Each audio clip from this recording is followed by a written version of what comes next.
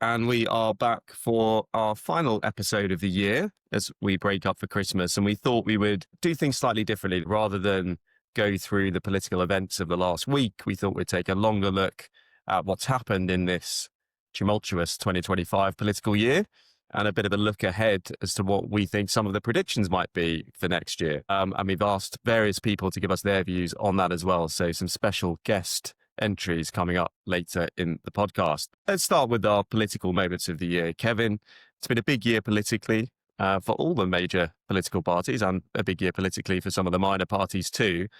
Kevin, what is your political moment of 2025?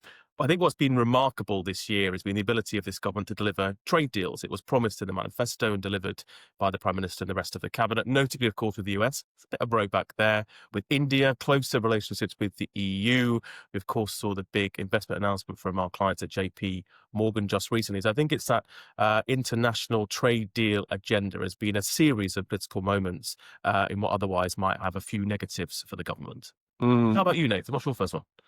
Well, I think that it's been quite a challenging year for Labour, obviously, and a challenging year for Starmer and Number 10 in particular. But I think just looking back at the moment, it all changed because the first 5 months of the year was sticking to your guns on things like the winter fuel allowance. There was still a plan, if you like. It felt like there was a plan, and government making some tough decisions that weren't always popular. And then post the May elections, where it all sort of went wrong and Labour suffered various losses, as did the Conservatives, but Labour suffered various losses.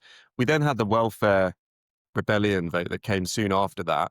We had the winter fuel at the same time or a similar time. And actually, I think that was the moment for me where everything sort of changed, because you ended up with that sort of appetite from Labour backbenchers to rebel, for backbenchers to reassert themselves. And I think that everything that's followed from then has essentially just been that playing out to varying degrees of success or failure. So Number 10 trying to preempt views of its backbenchers, trying to negotiate with them. And actually, that has been the trend for the second half of the year. So I guess my political moment of the year was that vote. And I suppose for me, that's the moment everything changed for Starmer and Number 10.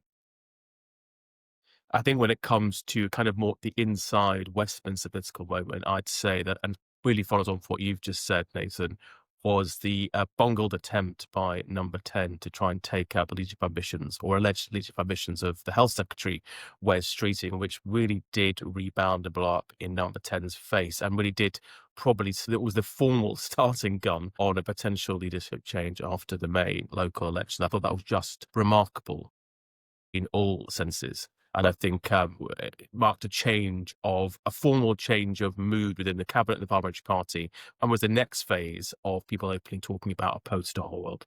Yeah, I mean, they endorsed, as we said on the podcast at the time, they endorsed the conversation, and it hasn't really stopped since. And actually, I think you said Number 10 would rue the day that they tried to take out Wes Streeting, and I would say that he has subsequently been emboldened and seems stronger than ever. People talk about him now as the de facto contender and who's coming next, and whether that's how he's dealing with the current strikes by resident doctors or other interventions where he's sort of straying off what you would consider the natural brief for a health secretary. It's empowered him to in the eyes of most people in the country, I think, to think about him as a successor to Keir Starmer. So I think you're right, that was a completely bungled communications moment from Number 10. And again, I think that's, damaged the government significantly. I think as well, we can't talk about 2025 and not talk about the rise of the third parties, the non-traditional parties. Of course, that started first with reform. We've talked a bit recently about how they might be plateauing, have reached a ceiling, but that ceiling is still significantly higher than the other parties at the moment, polling between like 28 and 30%.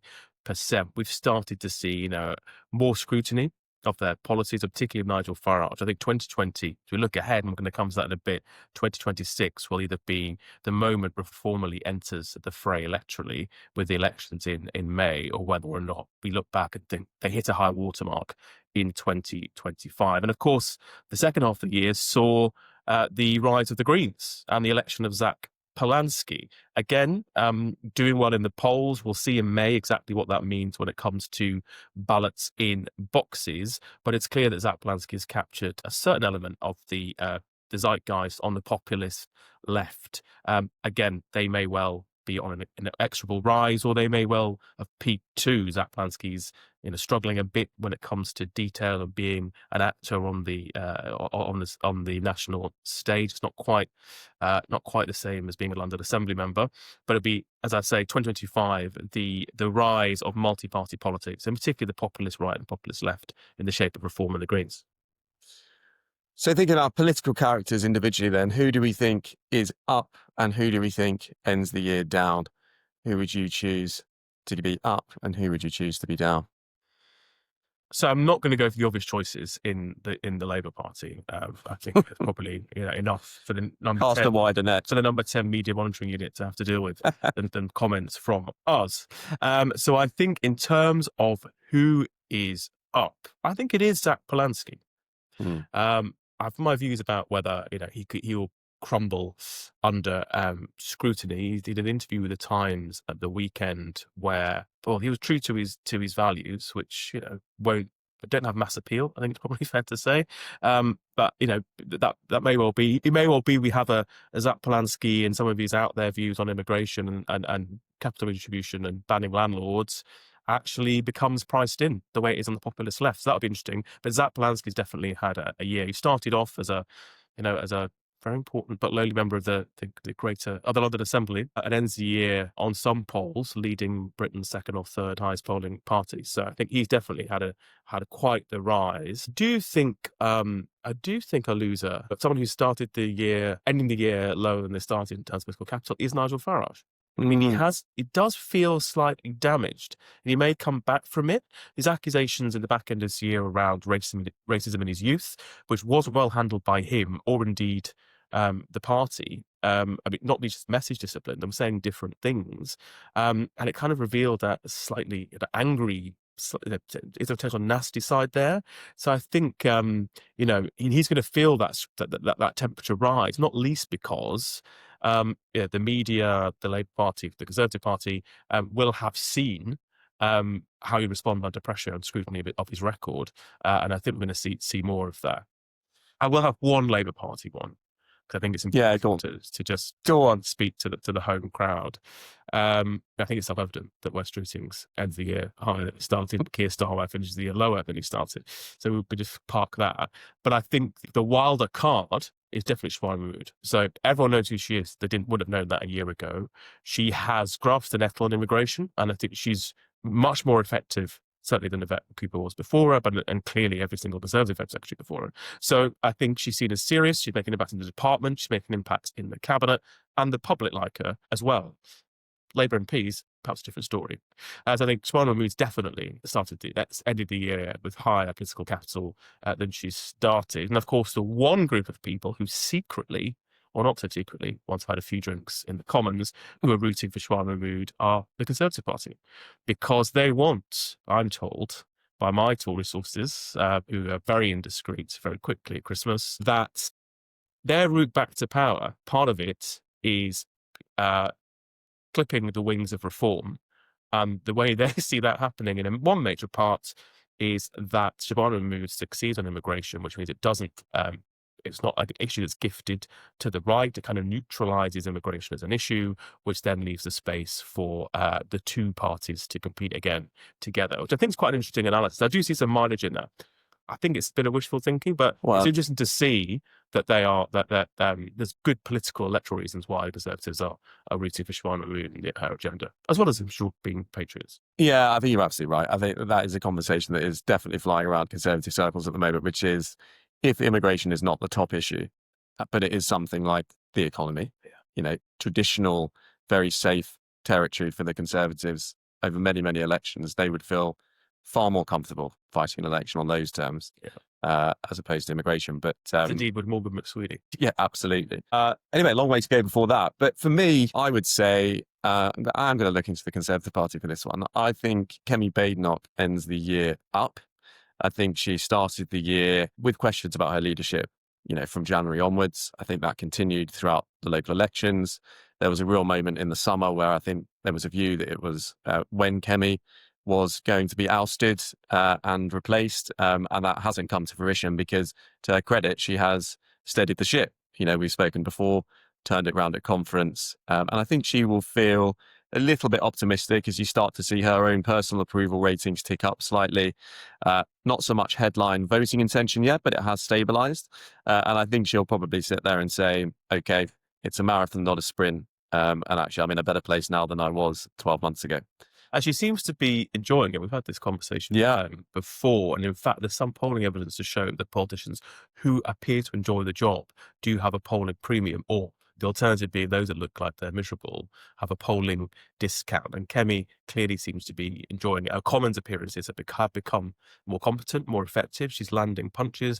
And we saw that, of course, in the budget response as well. So, yeah, that's a good one. I think Kemi, I'm not sure people just sat here, taking the summer and said, put money on Kemi Badenoch still doing their job by Christmas. Absolutely. Yeah. So she everyone's definitely done has their job by Christmas, apart from Angela Rayner, of course. Well, indeed. Yeah, we haven't spoken about her. Somebody who ends the year down in the Conservative Party is the other leadership contender within the Conservative Party, a certain Robert Jenrick. BJ. I think he started the year very excited that he may be taking the reins of the world's oldest political party, has had a very effective operation behind the scenes, very well liked by the membership of the Conservative Party, and has been touring associations, doing annual dinners and speaking events to ensure that they remain on side. And actually, I wonder whether he's sitting there towards the end of this year just thinking, maybe I peaked too soon, because Kemi, as we've said, is suddenly looking more in control than she was before. I'm sure that won't stop him from thinking about and dreaming that one day he might be leader of the Conservative. Well, a first answer to a new Christmas category, which is the peak too soon category. So we've got Bobby J there. I think definitely the other one is the King of the North, Andy Burnham. He ends the year with chatter that he'd quite like to enter Parliament, or to become a Labour Party leader. So at least he's being consistent. I think what has changed over the year is the party's response to that. MPs are quite irritated at the speculation again this week, but his performance over conference just landed terribly. And I do think in parliamentary terms, I mean, let's see, right? But I think he definitely has peaked too soon as well. It's Andy Berman and Robert Jenrick are perhaps characters that these political futures may well be left behind in 2025. But we'll see. Let's see. Well, that brings us to 2026 and what we think might happen next year. I think big set of elections happening in May. Obviously, all eyes on those. But what does it look like to you? Looking ahead, what are your big predictions for the next 12 months, such as we can do political predictions? I don't think any of us would have thought we'd be sitting where we are now 12 months ago. I think political predictions are a mug's game. What we can do is look ahead and think about what potential scenarios are, which is definitely not a mug's game. I think the question that on the drink circuit this Christmas has been, could it get any worse for the government? I think my answer always is, it can always get a hell of a lot worse. But will it get worse for the government next year? A poor performance in May for Labour in Scotland, Wales, and London in particular is priced in. And I think part of that is pessimism, and part of it is beginning to be some quite clever expectation management. And there are certain scenarios in which Labour doesn't actually perform as poorly as might appear the case today. But then when expectations are so low, it's difficult to see what that is. I wonder if May will be characterised as quite the disaster that people think it would be today for the Labour Party. And it is similar to the budget, which actually ended up being a bit of a non-event in political terms. So it will maybe quite the watershed moment. Now, of course, there are various dynamics within the Labour Party and indeed in the cabinet that need it to be, to a certain level, a watershed moment in order to crystallise other things like potential leadership contest. But, if Labour massively underperforms in Scotland, if they lose control of the Senate in the Senate in the Welsh Assembly government in May, and a significant number of local authorities are lost to Labour in London, including, say, the Prime Minister's own Camden going to no more control, then I think that's a starting gun on a leadership contest, if indeed one hasn't happened before that. So, first prediction is May might be a watershed, but actually it probably won't be as bad today as people think, partly because expectations are so low. I think part of that is because on the economy, I think 2026 will be a better year for the economy than 2025, which indeed was a better year than 2024. So, but even this morning, the job of reducing inflation is working. We're probably going to see just before Christmas the Bank of England reduce interest rates. These are real economic shifts that make a difference to confidence. We've seen that, I think, in our client market. People are more confident than they were 12 months ago. I think that will carry into 2026. I think it could be a politically bad year for the Labour government, but counterintuitively a good one economically. They might not get the credit for it, but I think the economy will be stronger, and we'll see that. Yeah, I think you're right. I think in many ways the election in May, as you say, is priced in. I think one thing we can say is that fragmentation is likely to continue. We will end up with other parties, Reform, the Greens, the Liberal Democrats, potentially some other independents performing strongly in geographical pockets. And that means we could end up with some quite perverse results, really, with people winning on very small percentages of the vote share. I think the more interesting thing for the country and the government is what happens post the elections, because you can see a world in which the elections don't really tell a story other than the fact that the incumbent government is disliked, which we know right now. We don't need necessarily to have a poll to do that. But you then say, well, okay, how do you change that if you're currently a member of parliament or sitting in the cabinet of the Labour Party with an eye on 2029 and the next general? Well, you can see the progressive wing, or the more progressive wing of the Labour Party, saying, well, we're being absolutely hammered by the Greens in London and Liberal Democrats in the South. We need to completely recalibrate and go back to our, pro-European roots and, effectively move more towards that wing of the Labour Party and the left wing of the Labour Party. And you can also see, the situation in Wales, where Reform performed very strongly. Labour gets fairly decimated in its heartlands. The SNP perform strongly in Scotland, and Labour don't do so well up there. And then saying, look, we need to get back to, real bread and butter issues for effectively our working class vote. And I think what happens in that tussle after the elections is the more interesting contest in a way, because which direction the Labour Party chooses to go down, I think will define the success over the next 2 or 3 years that follow it. I do agree with you that I think that behind all of that likely political drama that will follow the elections in May, I think the economy will perform really well. It is, as you say, starting to improve. We will have those rate cuts. And I think that there's just an acceptance now among many investors, many of our client base, as you say, that uncertainty is here. And actually, we can't control global forces. Don't forget, we started, in a situation where Trump was walking into the White House and putting tariffs on all sorts of stuff. That would have calmed down slightly. We know what we're dealing with this government for the time being. One thing that has been fairly consistent is commitment to those fiscal rules. Labour they do have a massive majority. The budget passed, without any serious problems, or is currently passing without any serious problems.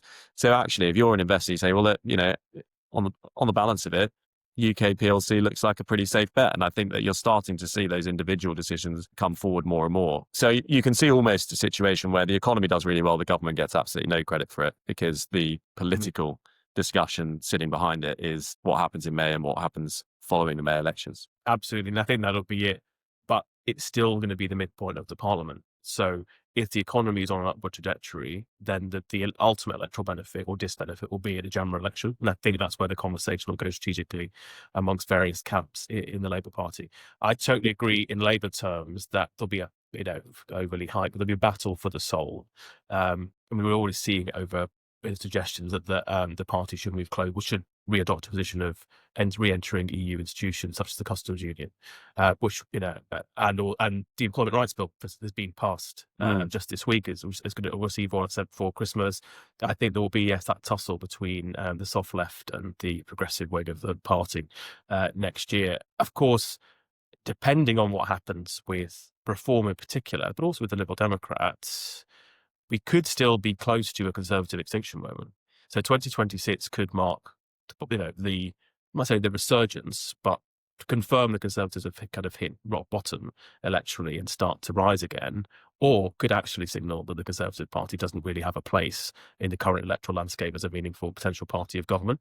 That is also fascinating. That's partly dependent on what Reform does. It's partly dependent on what happens with the Labour Party.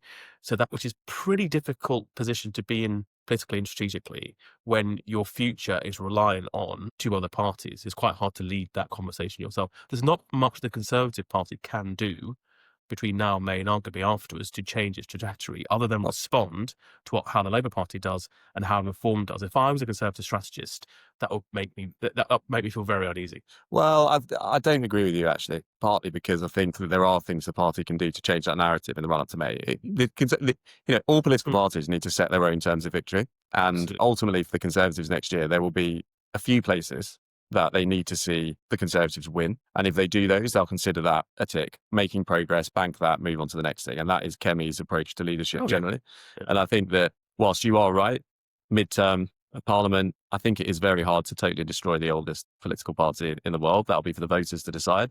And as we've said, it does feel that whilst the Conservatives will undoubtedly have a bad night in May because Reform didn't exist the last time these elections were fought, really, just like we said for Labour, it may not be as bad for the Conservatives based on their own expectation management and setting the terms of victory. Just with Labour, you can change the narrative. What you cannot do is change the reality.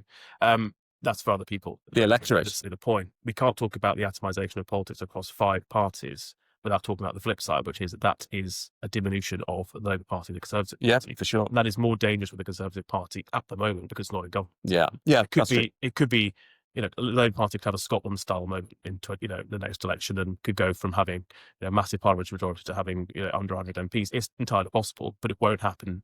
That's not going to happen electorally before then, definitionally. So I think it's fascinating. It'll be a fascinating year, and can Reform establish itself as a credible political party with an operation and a front bench to win, and to kind of get over some of the hygiene issues around Nigel Farage? The natural corollary of that is a massively diminished Conservative Party, and a Conservative Party does not need that Reform does not need to do a deal with. Yeah, and that's. Let's not go into it now, but I think there'll be a lot of chatter next year about deals between formal and informal, between Conservatives and Reform, and what various parts of each party are thinking about that. And there'll also, I'm sure, may be conversations about what the progressive left looks like across the Labour Party, perhaps to the Liberal Democrats, and maybe even some of the nationalist parties in Scotland as well. So we normally end these podcasts with 3 pieces of advice, but as we head into the extended Christmas break, we thought we'd do it slightly differently and think about what you might be reading over the holiday season. So, Kevin, what are your 3 political books that you would recommend reading this Christmas? So typically, they straddle politics and economics, as I think is such as my want. My first one that's on my Christmas reading list, I've already started, is Abundance from Ezra Klein and Derek Thompson, where the basic conversation is how we clear away regulation and other barriers to building, whether it's infrastructure, whether it is housing. This book has got everyone chatting in DC and New York in particular. It's primarily through the lens of the United States. A lot of it applies to us and very relevant as we look to, we talked about whether Labour delivers its 1.5 million homes ambition, but we've heard a lot recently about, reducing regulation and what exactly does that mean. So I recommend Abundance by Ezra Klein. That's my first one. So a bit more on the economics and political economy rather than pure politics. I'm feeling a bit geeky, Nathan, but the second one, which I know you've picked up from my desk as well, so I think it's kind of secretly made your list now as well, is Breakneck by Dan Wan, China's quest to engineer the future. And this is fascinating. And we had this conversation with some of the colleagues in the office. The basic conceit here is that fundamentally the US, the UK, particularly the sort of common law jurisdictions, have a real challenge in delivering engineering infrastructure and building the economy, because we fundamentally have reached a stage in our political economy where we are led by a legalistic frame. I mean, in the UK, we literally have a lawyer as prime minister. We saw the planning lawyer hired to lead planning reform in the Treasury resign on the basis that she thought the government was going too far and too fast. This is basically saying this is a potential challenge and a break on growth and development in the US and the UK. But here is the alternative approach in China, which is a kind of an engineering-led approach, which is about build. Some comparisons between the Victorian era in the UK, when we had huge infrastructure development, and what's happening in China. So it's fascinating. An insight itself into China and how it continues to build and how it does so, but also some read across into the UK and the US as well about what might be some of the structural challenges that perhaps the next Prime Minister, subsequent Prime Ministers, but might want to look at. And then my third is much more geeky and probably a much easier read in many respects, which is the Crosman diaries. Everyone's obviously going, oh, of course, Crosman, the Labour minister from the Howard Wilson era that we all know too well. Famously. And the reason I'm using the Crosman diaries is because it talks about, they're a brilliant read anyway, but in particular, it talks about the kind of challenges of the Labour Party in government under Wilson, when perhaps it had challenges with a clear ideology and a programme for government and how to deliver it, and the challenges on the backbenches, and also the kind of political dynamics in the Labour Party. And from what I've read so far, there are lots of read across to the parliamentary party today. What's fascinating about this, I mentioned this was recommended to me by a Labour member of the House of Lords who was a special advisor around then, so done a decent shift. And he said this will be on his reading list for all Labour MPs, the vast majority of whom in the new intake have a zero understanding, appreciation, or lessons learned from the Labour Party's history in government, which of course isn't that deep a history, given the Labour Party's not been in government that often. So I'll be reading it and then punting out a few quotes to colleagues in the House of Commons. That's my three. A bit, but politics and economics, I'm afraid, that's what I do in my spare time. Fun. Nathan, what's happening on the Parsford White household? What's on your reading list recommendations? Well, I think similar themes really, but let's get probably more into the gossipy side of politics in part. The first book I would go with is actually released last year. It's, of course, Tony Blair's book, which is On Leadership, which was, of course, meant to be written and released before the general election to provide, I think, certain Labour ministers and others a roadmap as to how to actually govern the country. But actually, and I was reading extracts of it recently, and we'll go through the whole thing over the Christmas break. But so much of what Tony Blair talks about in that book is exactly what is happening. That whole process of, you're elected to make decisions. You're not there to effectively referee debates and be a passive bystander. And I was thinking about this the other day when Keir Starmer says things like, I'm frustrated by what's happening. Well, ultimately, if you don't have faith in your ability to change the electoral system, then how can you expect the voters to have faith in their vote having the ability to change the system? So, and I think Tony Blair, in a classic Tony Blair way, gets to the heart of what you need to do as a leader to move on from effectively being that referee on the sidelines. And, some of that is being slightly unapologetic about things like centralized power and a general view, a Tony Blair view that politics has become far too risk averse. And similarly to some of the things you were just talking about in your book selection, how do we get things done? Well, you don't get things done unless you make decisions when others hesitate. So I'd recommend anyone in the Labour government at the moment and, Conservative leadership and other leaders of political parties to pick up the book. And even if you don't want to listen to everything that Tony Blair has to say and his views, it is a very interesting read about how to actually govern a country in the 21st century. When in doubt, break glass for Big Tony. Indeed. I thought you might say that. The other one is, of course, a book that came out at the beginning of this year, which is pure gossip, but also brilliant if you want an insight into this number 10. And that is, of course, Patrick Maguire's book, Get In.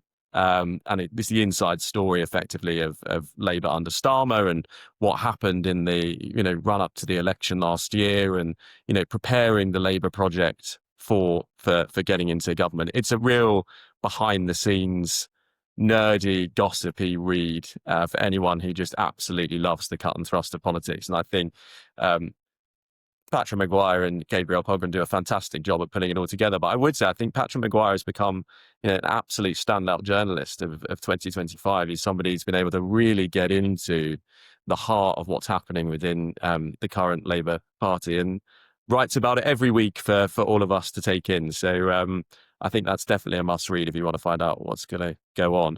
Absolutely. I totally agree with Patrick Maguire. It's very easy to be a standout journalist when you're the primary favoured journalist. Absolutely. But you've got to be the primary favoured journalist. So well done. Absolutely. Well done. Well, that'll be the case for next year. I don't know. He's gone a bit hard on number 10 in the last couple of weeks. So let's see. Well, maybe Pippa Crerar will make a loyalist comeback. Truth to power. Maybe he'll be the next director of communications in number 10. You never know. Where would you want? Exactly. It's been a few months. And what's your final choice, Nathan? My final choice is slightly surprising, I'm sure, to you, but this is Ash Sarkar's book, Minority Rule, released this year. Not somebody that you would think I would necessarily be aligned with politically, but I do think that her interpretation of why people feel like their vote doesn't matter. And the fact that, there is no fundamental change when you go to the ballot box because the system's rigged is something that taps into both left-wing thinking and right-wing thinking. And I think that what she does extremely well is talk about how culture wars are effectively, and identity politics has just become a smokescreen effectively for not addressing these fundamental issues of inequality or the structural issues that we have with concentrations of power. And although, clearly comes from a very Ash Sarkar left-wing perspective, she's on something that both the right and the left are constantly talking about. So definitely worth picking that up if you want to challenge your own thinking maybe on what should happen next in our political system, and understanding why there is a rise of populist parties on both the left and the right across the globe. So those are my three. Well, look, that about wraps it up. I think it's a slightly extended edition of the podcast to finish the year. We've absolutely loved recording these podcasts on a weekly basis. It allows us to marshal our thinking and talk about what we know best, or think we know best, which of course is all things politics. So it's been great having you all listen week after week, and we'll be back in January for the next episode. So thank you to everyone for listening so far this year. We've had a fantastic response since we launched the podcast in September at Party Conference. Hopefully we've started to get better, but we do want your views as well. We've had a few people message in either via our new landing page on LinkedIn or directly. Do get in touch. Tell us what you'd like to hear more about. Lots is going to be happening in 2026. And of course, politics and the politics of business is never dull. But until January, do have a great break. Enjoy the rest. Merry Christmas and a Happy New Year. From all of us here at Lowick Hedgery, Merry Christmas and a very Happy New Year.